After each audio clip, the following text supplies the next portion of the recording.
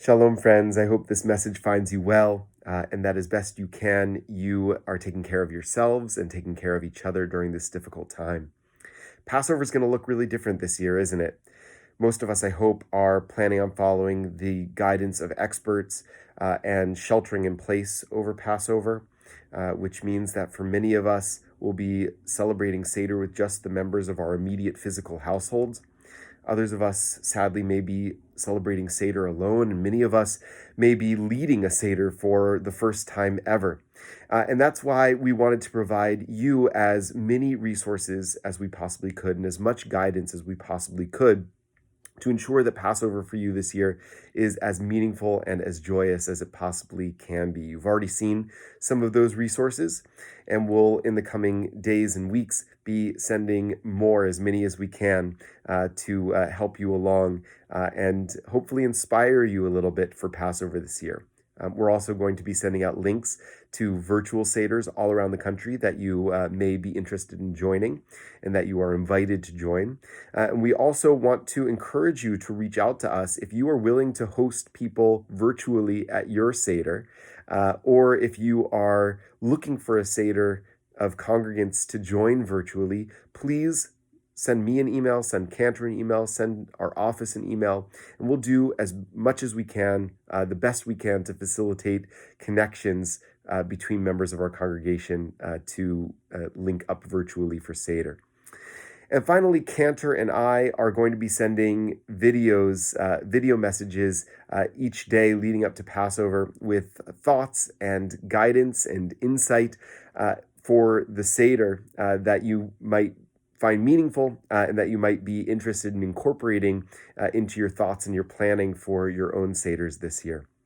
This is our first video, so it's just really an introductory video to talk about what we're hoping to do over the course of the next couple of weeks, what you can expect to hear from us over the next couple of weeks. But as an introductory video, I wanted to share some introductory thoughts about Seder night for you. Many of you know that I just published a book called 30 Days of Liberation. And if you are so moved, you can order it on Amazon. The proceeds benefit Temple Bethel. And you'll find a lot in there that might help make your Seder even more meaningful this year and in future years. And I just want to share a couple of thoughts from the book with you over this video in thinking about the Seder from a bird's eye view. And the first thing that comes to mind when we think about the Seder is that the word Seder means order. The Seder follows an order. And each year, I'm struck by the dissonance of celebrating freedom by having a Seder, which is an orderly ritual meal. Shouldn't each of us be free to celebrate our own way? The philosopher Rebecca Goldstein teaches that Judaism rejects the chaos and formlessness of that version of freedom, because it impedes our ability to live meaningfully. Significance, holiness in our lives can only be achieved through structure. We differentiate the extraordinary from the ordinary and holy time from regular time, ascribing a unique character to each moment. This is true of the Seder and also the discipline of everyday Jewish living. One of the aspects of the order of the Seder is that the number 4 repeatedly appears in the course of the Seder. There are 4 questions, 4 cups of wine, 4 sons, and on and on and on. Tradition holds that this number corresponds to the 4 terms for liberation uttered by God in the book of Exodus. I will take you out, I will save you, I will redeem you, and I will take you.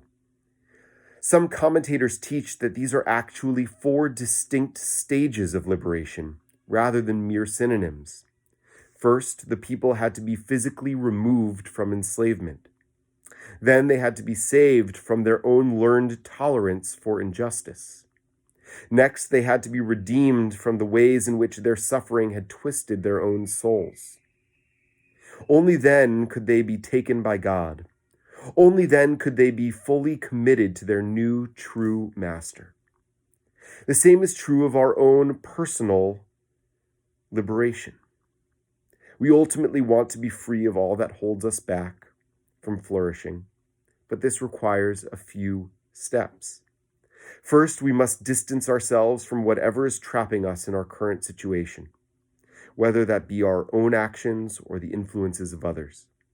Then we must address our complacency with the status quo.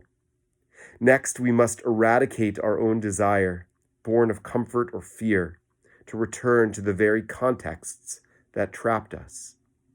Only then can we live truly liberated lives. I hope those thoughts are meaningful to you as you begin to think about planning for your seder this year, or that you might bring with you to seders that you're going to join virtually or in person if with members of your physical household. And I encourage you to look forward each day to the messages that Cantor and I are going to be sending out, as well as the resources that we are going to share through the listserv and on our website, bethelrichmond.org, leading up to Passover. As you continue to plan, I hope that you find it a meaningful experience, and I look forward to connecting with you soon. Shalom.